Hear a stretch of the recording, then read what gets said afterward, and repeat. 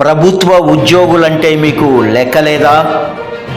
ఉద్యోగులు లేకుండానే ప్రభుత్వాన్ని నడిపిస్తారా? ఇవ్వాల్సిన బకాయిలు చెల్లించడానికి ఏమిటి ఇబ్బంది? మీ హంగు ఆర్భాటాలకు డబ్బులు ఉంటాయి, ఉద్యోగులకు చెల్లించడానికి ఖజానా ఖాళీ అంటారు. ఇదేమి న్యాయం? ఆవేదనతో ముఖ్యమంత్రి రేవంత్ రెడ్డిని సూటిగా ప్రశ్నిస్తున్న తెలంగాణ బీసీ మహిళా నాయకురాలు ఎస్కే ప్రసన్న.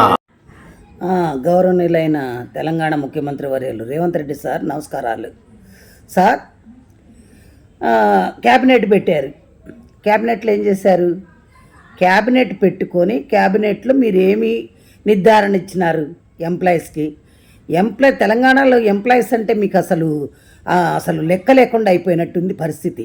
అంటే ఏముందులే కేసీఆర్ గారు చేశారు కాబట్టి వాళ్ళు భయపడి ఉన్నారు, ఆగి ఉంటారులే అనుకుంటున్నారా? లేకపోతే మీ దగ్గర ఇంకా చాలామంది తొత్తులుగానే ఉన్నారు అని అనుకుంటున్నారా? నాకు అర్థం కావట్లే.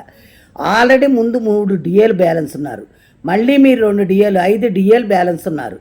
5 డిఏల్లో 2 డిఏలు ఇస్తామన్నారు, కానీ ఒకటి ఇప్పుడు ఇచ్చి ఒకటి అప్పుడు ఇస్తా అంటున్నారు. ఆర్థిక పరిస్థితి మాట వస్తే ఆర్థిక పరిస్థితి బాగలేదు అంటున్నారు కదా. మరి ఆర్థిక పరిస్థితి బాగలేదు, నెక్స్ట్ ఏప్రిల్కి మీరు ఇస్తే ఇప్పుడు రేపు నెక్స్ట్ మంత్ జూలైలో వచ్చే డిఏ ఎక్కడికి పోద్ది, మళ్ళీ జనవరిలో వచ్చే డిఏ ఎక్కడికి పోద్ది, మళ్ళీ 2 డిఏలు వస్తాయి. అప్పుడు మీరు ఇచ్చింది ఏంటి, మాకు జరిగింది ఏంటి? అంటే ఎంప్లాయీస్ అంటే ఇంత చిన్న చూపుగా ఉందా? మరి ఎంప్లాయీస్ లేకుండా మీరు పని ఎలా చేయించుకుంటున్నారు? మరి మీరేమి ఇచ్చేది మాకేమి పుక్కడికి ఇవ్వట్లేదు సార్. మాకు రాజ్యాంగంలో ఇచ్చిన హక్కులు ఇస్తున్నారు, ఆ హక్కులకి మీరు అలా చేస్తున్నారేంటి? అసలు మరి ఇన్ని రకాలు చేస్తున్నప్పుడు మరి ఊరు వాడ బొమ్మలు పెట్టుకోవడానికి ఒక బొమ్మకి 25 లక్షలు అంటే 250 కోట్లు ఎక్కడి నుంచి తీసుకొచ్చి పెడుతున్నారు? సోనియమ్మ బొమ్మ ఏ రాష్ట్రంలో పెట్టమని చెప్పారు? ఈరోజు మీరు సీఎం ఉన్నారు, మీ పెద్ద అధ్యక్షురాలు బొమ్మ పెట్టుకుంటామంటున్నారు. రేపొద్దున బీజేపీ వస్తుంది, ఆ బీజేపీ వాళ్ళు బొమ్మ పెడతారా ఏంటి అసలు? అంటే మా కష్టార్జితము ఇక్కడ తెలంగాణలో కట్టే ట్యాక్సులు ఆల్రెడీ సౌత్ ఇండియాలో కట్టే ట్యాక్సుల్లో సగం నార్త్ ఇండియన్ వాళ్ళకి వాడుకుంటున్నారు ప్రధానమంత్రి గారు ఎక్కువగా. దాని మీద ఎవరు ఫోకస్ పెట్టట్ల మీరు. కానీ ఇక్కడ కట్టే ట్యాక్సుల్లో తెలంగాణలో మమ్మల్ని పిచ్చోళం చేయొద్దు. ఎందుకు చేస్తున్నారండి? అసలు ఇప్పుడు ఆ బొమ్మలు 25 లక్షలు ఒక్కొక్క బొమ్మ లెక్కన పెట్టమని చెప్పినోడు ఎవరు? మీరు బీసీలకి న్యాయం చేశారు, రాశారు, దానికి మిమ్మల్ని మెచ్చుకోవచ్చు కాంగ్రెస్ ప్రభుత్వాన్ని. మరి అలాంటప్పుడు మా బీసీలకు ఆడవాళ్ళకి గౌరవంగా మమ్మల్ని చదువుకుకి ఉపయోగపడ్డ సావిత్రి పూలేబాయి ఒక్క విగ్రహం పెడితే చాలు కదా, బీసీలకి గౌరవించిన వాళ్ళు అవుతారు కదా. మీరు ఏం చేస్తున్నారు? మీకు సలహాలు ఎవరు ఇస్తున్నారు? మీరు పెట్టుకున్న సలహాదారులు ఎవరున్నారో మాకైతే అర్థం కావట్లేదు సార్. ఎందుకంటే మీ క్యాబినెట్లో మీ దగ్గర పెట్టుకున్న వాళ్ళంతా మీ ఓసీల్ని మీ రెడ్డీస్ని పెట్టుకున్నట్టున్నారు. వాళ్ళు మీకు ఇచ్చే సలహాలు ఇలా ఉన్నట్టున్నాయి నాకు చూడంగా. మరి ఇప్పుడు మీరు మాకు ఇవ్వాల్సిన డబ్బులా మాకు ఇవ్వటానికి మీకు దగ్గర డబ్బు లేదంటున్నారు. మరి కొంతమంది లీడర్లని చెప్పని వాళ్ళని పిలుస్తున్నారు.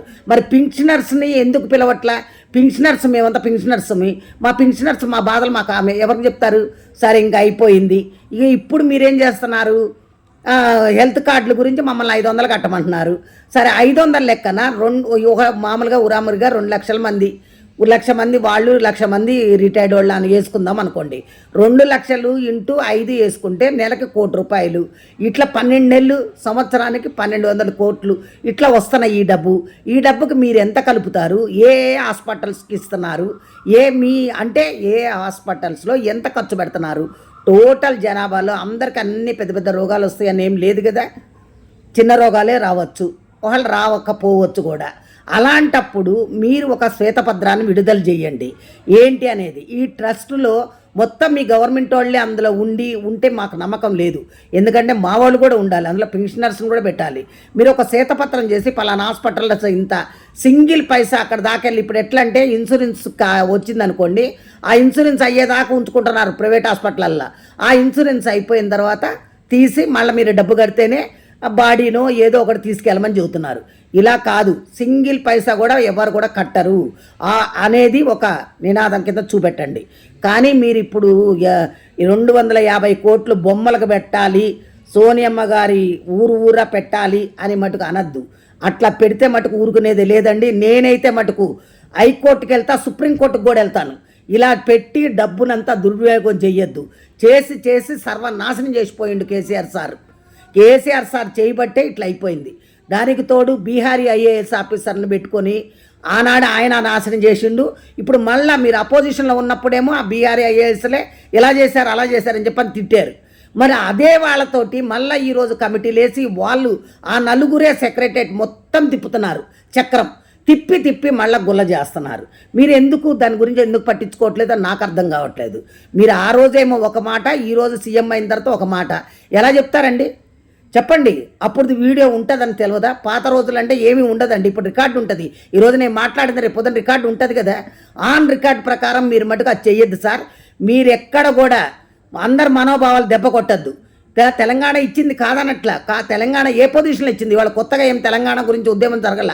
1962 నుంచి 59 నుంచి మొదలైతే 62 నుంచి వదిలితే మధ్యలో వెళ్ళిపోయారు. ఎంతోమంది బలిదానాలు చేశారు. మీరు ఈ డబ్బులు ఈ విధంగా బొమ్మలకి గిమ్మలకి పెట్టే బదులు ఈ డబ్బుల్ని ఆ ఉద్యమకారులకి, చనిపోయిన వాళ్ళకి, ఆ పిల్లలు ప్రాణత్యాగాలు చేసిన వాళ్ళకి, అలాంటి వాళ్ళకి ఏమైనా హెల్ప్ చేయొచ్చు కదా. మరి ఇంత డబ్బు వేస్ట్, డబ్బు లేదు, ఎంతసేపు లో బడ్జెట్ చెప్తున్నారు. పక్కన చూడండి, పక్క రాష్ట్రంలో రూపాయి లేదు వాళ్ళ దగ్గర, కానీ వాళ్ళకి ఒక్క డిఏ కూడా బ్యాలెన్స్ లేడు. నెక్స్ట్ మంత్ వచ్చే డిఏ ఉంటుంది అంటే అప్పుడు ఆ ఒక్క డిఏ జనవరిలోపు ఇవ్వచ్చు. పిఆర్సీ లేదు. ఏంటి సార్ మీరు చేసేది? ఏంటి? ఒకటి నా సంవత్సరం వచ్చిన తర్వాత ఏం చేస్తున్నారు చెప్పండి? ఖాళీ ఆ ఫ్రీ బస్ ఒకటి పెట్టారు. ఎవరు పెట్టమన్నారు? ఫ్రీ బస్సు ₹1,00,000 జీతం తీసుకునే వాళ్ళు కూడా ఫ్రీ బస్సులో పోతున్నారు. ఫ్రీ బస్ ఎవరికి? పేదలకు అనే వాళ్ళకి పెట్టాలి. అంతేగాని ఇలా చెయ్యొద్దు సార్. మీకు పూర్తిగా సలహా, మీరు ఏమన్నా మాట ఎక్కితే చాలు, నా దగ్గర డబ్బు రాదు, నాకు అప్పు పుట్టట్లేదు, నేను వడ్డీలు కడుతున్నా అనే సంగతి ముందు తెలియదా? మీరు ముఖ్యమంత్రిగా రాకముందే మీకు తెలుసు కేసీఆర్ గారు మొత్తం సర్వనాశనం చేసిండు. 10 ఏళ్లల్లా ఇవి గట్టి మొత్తం చేశాడు. ఎవరికి వచ్చింది వాళ్ళు అంతలా సెక్రటరేట్ కట్టుకుంటే అందం గురించా? లైట్లకి కరెంటు బిల్లులు ఎంత వాసిపోతుంది సార్? కరెంటు బిల్లు ఏమైనా ఫ్రీగా వస్తుందా? చెప్పండి. అయిపోయింది. ఒకసారి ఒక అతను తప్పు చేశాడంటే మళ్ళీ మీరు తప్పు చేయొద్దు. అదేమనంటే మాటలు వస్తే మీరు తిట్టుకోండి, మీ పర్సనల్స్ మాకు సంబంధంలే. కానీ ఎంప్లాయీస్కి మటుకు మీరు అన్యాయం చేస్తే మటుకు మేము ఊరుకునేదే లేదు.